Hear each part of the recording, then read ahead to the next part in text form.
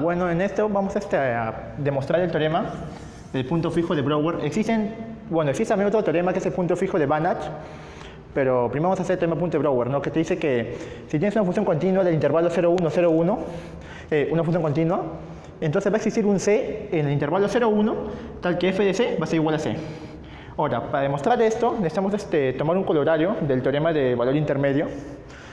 Este es el corolario, lo he puesto como nota, que dice que si f es continua en AB, tal que f de A por f de B es menor que 0, entonces existe un C que pertenece al abierto de AB, tal que f de C anula la función. Es decir, C vendrá a ser una raíz de la función.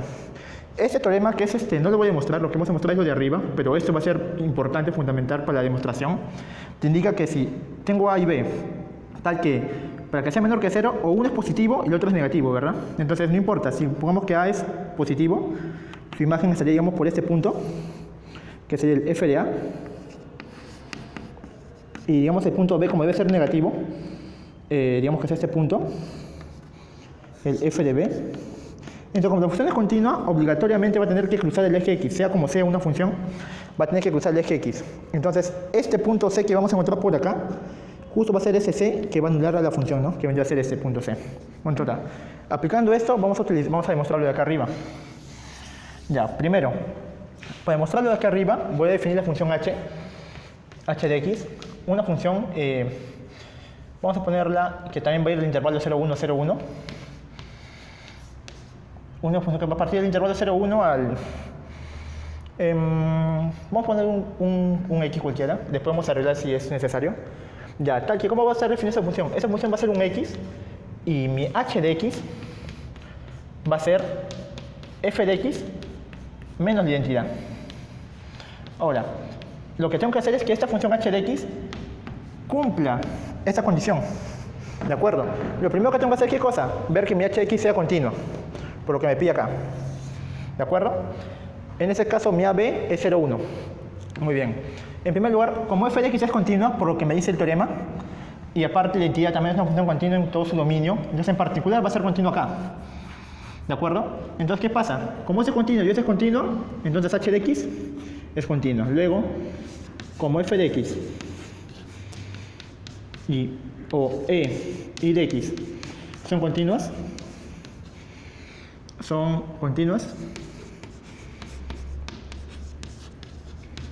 sobre 0, 1,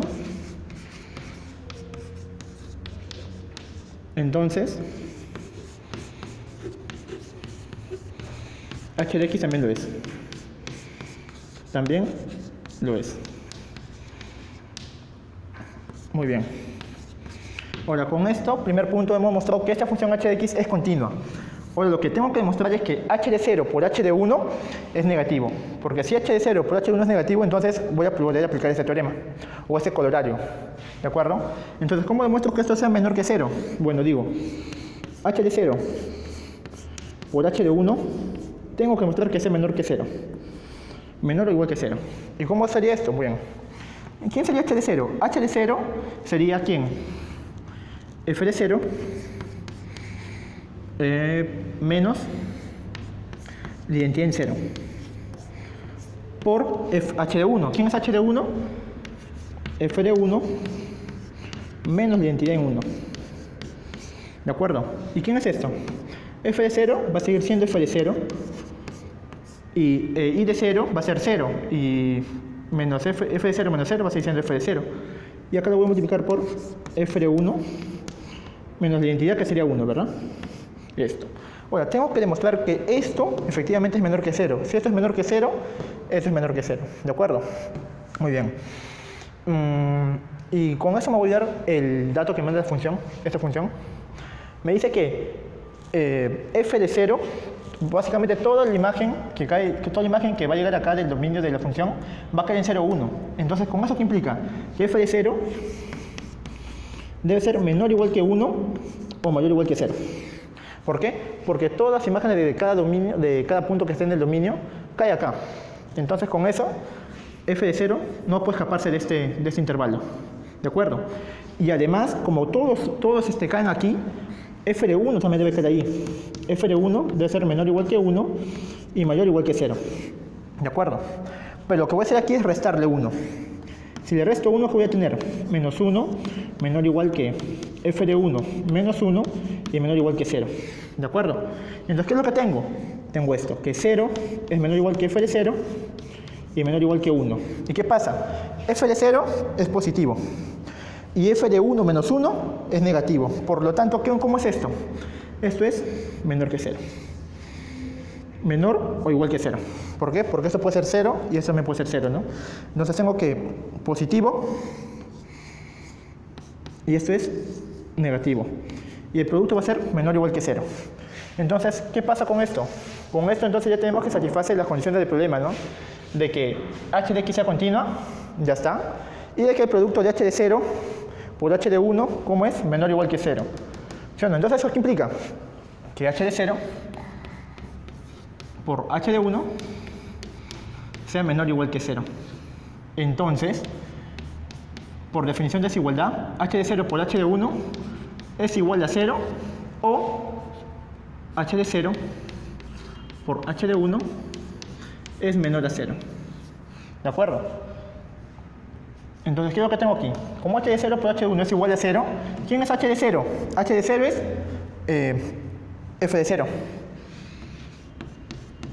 ¿Y quién es h de 1? H de 1 va a ser f de 1 menos 1.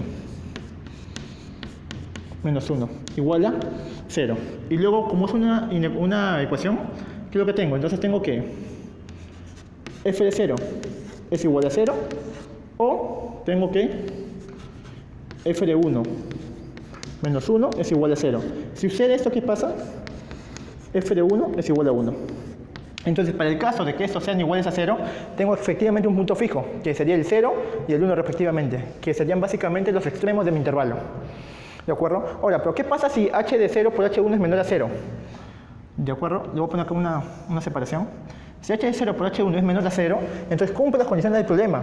h de x es continua en 0, 1, ¿sí? Y además h de 0 por h de 1 es menor que 0. Entonces, ¿qué pasa? Existe un c. ¿Dónde? En 0, 1. Si sucede esto, entonces existe un c que pertenece a 0, 1, tal que h de c es igual a 0. h de c es igual a 0. ¿Quién es h de c? h de c es igual a f de c menos la identidad en c. Y eso debe ser igual a 0. Esto va a ser igual a f de c menos c igual a 0. Esto pasa y tengo que f de c es igual a c. Entonces, con esto tenemos que sea igual a 0 o menor que 0, en ambos casos encontramos un punto fijo. En este caso vendría a ser el 0 o el 1 o cualquier valor que esté en el intervalo 0, 1.